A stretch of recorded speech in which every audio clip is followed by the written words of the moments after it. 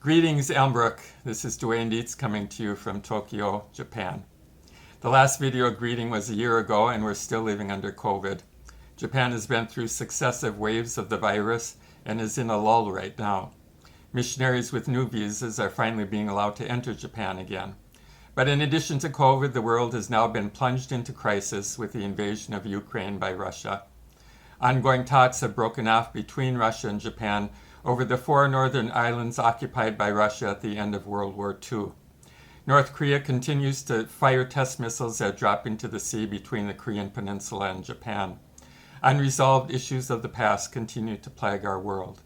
And on March 16th, there was a 7.4 earthquake off the east coast of Japan, reminding people of the fragility of life.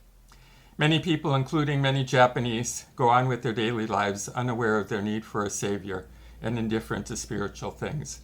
Others hear the gospel and reject it, and others receive Christ and the gift of salvation and become his witnesses to a lost and broken world. We're glad to be meeting in person again for worship at Tokyo Multicultural Church, with the service also being live streamed. But it has been a challenge to maintain fellowship with constantly changing government requests and recommendations regarding COVID. Our Japanese pastor is now full-time, though we have a way to go before we can eliminate outside financial support. Last spring, a bivocational couple joined us to work in the area of English language ministries. We're still looking for a Mandarin or Cantonese speaker to lead our Chinese ministries, along with a couple on our staff from Macau. As we now have some younger staff in each of these areas, those of us missionaries in our late 60s can begin stepping back from leadership and moving toward retirement.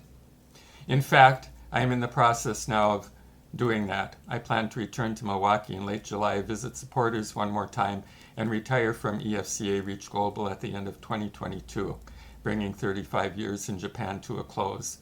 I thank the Lord for his grace in letting me live and serve in Japan all these years.